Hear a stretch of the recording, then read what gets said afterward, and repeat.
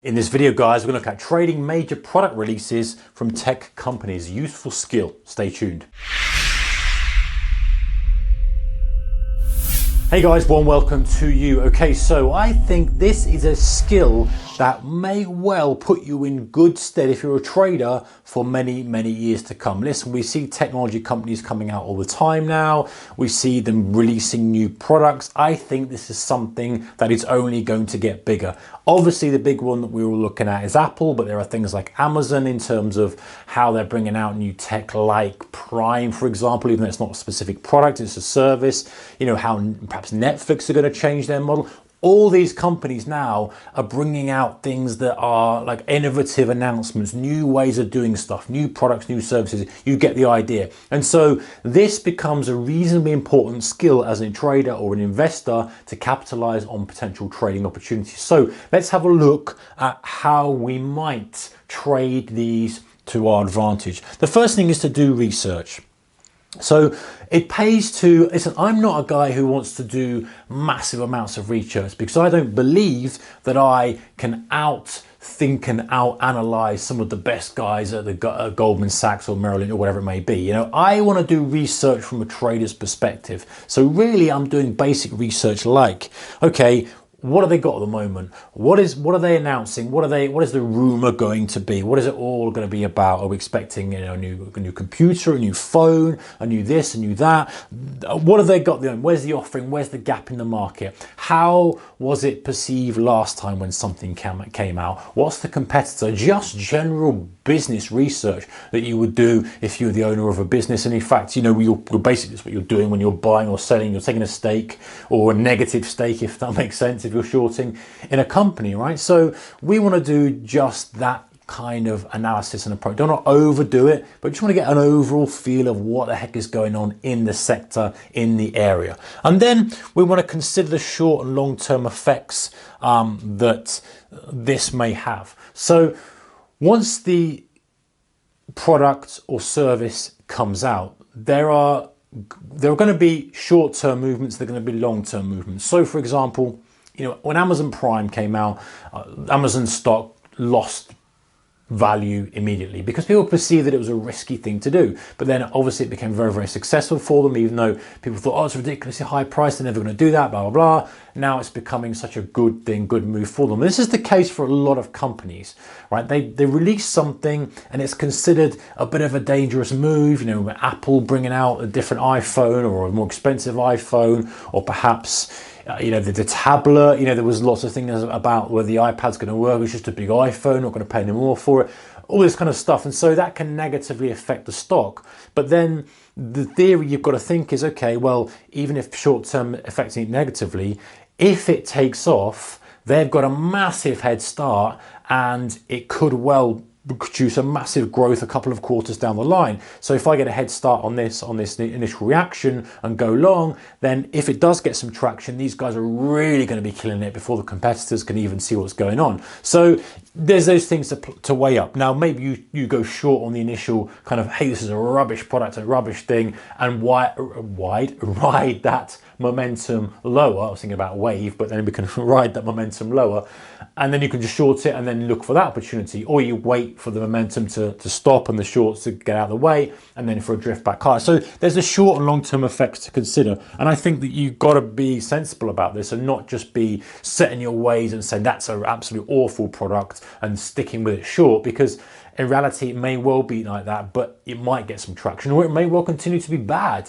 in which case you might get a bit more mileage in your short. And also it depends, this goes back to the research, guys, it depends where the company's positioned at the moment. If they're a market leader, they could probably shrug off a couple of bad products. If they're struggling and they're really kind of to the floor, like RIM was with BlackBerry, and then they released another awful product, or they released a game changer, it's a different way of changing it. So you're putting your research in with the short and long-term effects consideration. Right, number three, think of the effects of the suppliers and competitors.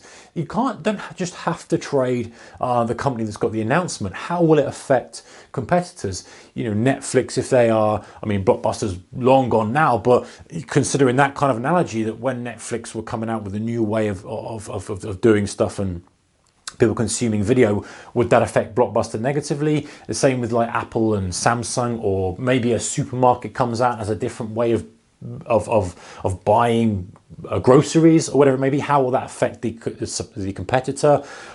Just thinking a little bit more on the supply chain in terms of, well, that company's supplying them, so if they do well, they're going to make money, so I might trade that second tier play, or I might then go long the competitor, because I think this is, you get the idea. There's a good integration there, so you don't necessarily have to go with the volatile company that's actually making the announcement. Number 4, the trading opportunities exist in 3 parts. You've got before, during, and after the announcement. So before the announcement, most of the time there is a date given. It's like, hey, there's a schedule, this is when we're going to announce stuff, and they'll start to leak, and they'll start to give, it may not necessarily be leaks, there may be, hey, we're going to announce a new MacBook, we're going to announce a new product, we're going to announce something new, and then either intentionally or unintentionally, leaks will come out as to what that will be. Oh, it's going to be 3 new iPhones. It's going to be a new way of subscribing for free delivery, depending on what it is. And there'll be rumors. And so there's some tradable opportunities there.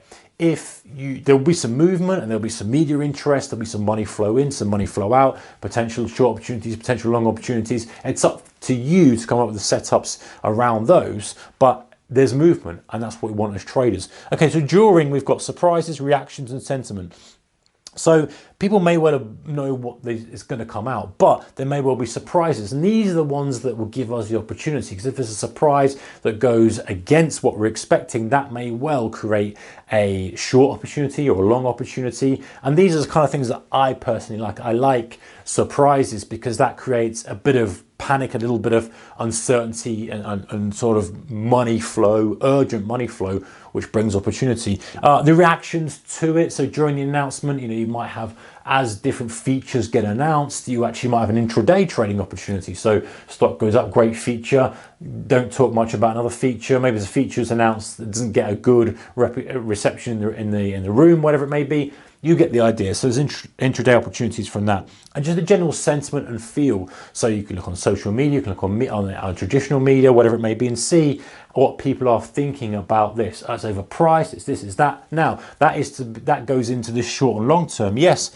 maybe that hammers the stock in the short term, but we know that ultimately, if it's a success, then that'll go right back, and they'll get 10 times what they've lost back out of it. So something to consider. And finally, after the announcement's all done and dusted, all the information's out in the open, where's the money flowing? Is money flowing into it? Are people concerned about it? What is it? And any additional info that comes out afterwards. So the cheerleading kind of headline stuff is, we've got this, we've got this, we've got this, but actually the kind of small print might say, well, the battery life is not very good, or this small print, you're locked in for 5 years or something, and someone might bring that to light, brings it to the media attention, and you might get some downdraft from it, or uplift, whatever it may be. And then the public perception. Same kind of thing of the sentiment, but literally how public are perceiving it. A little bit further down the line, are there any queues outside? We've seen the queues outside the Apple store. Are people taking it up? Are we getting kind of rumors that people are just going crazy for it? Even in your own social circle or work environment, how are people perceiving it? Are they interested in it? Are they not? You get the kind of stuff. So there's opportunities there, guys. This is good because it gives a constant flow of trading ideas, opportunities, investing opportunities as well, potentially. And if you come up with a specific setup based around this, then all you've got to do is wait for the next announcement, see that your criteria is met, take the trade, have your risk managed as always, and then whenever there's a tech announcement, whatever company it may be, you've got a go-to strategy to implement. Anyway, guys, that's trading major product releases from tech companies. Keep your risk managed, whatever you do. If you're a subscriber, appreciate your support. If you're not, maybe consider doing so for more videos from me and others on the channel. Take care. Bye-bye.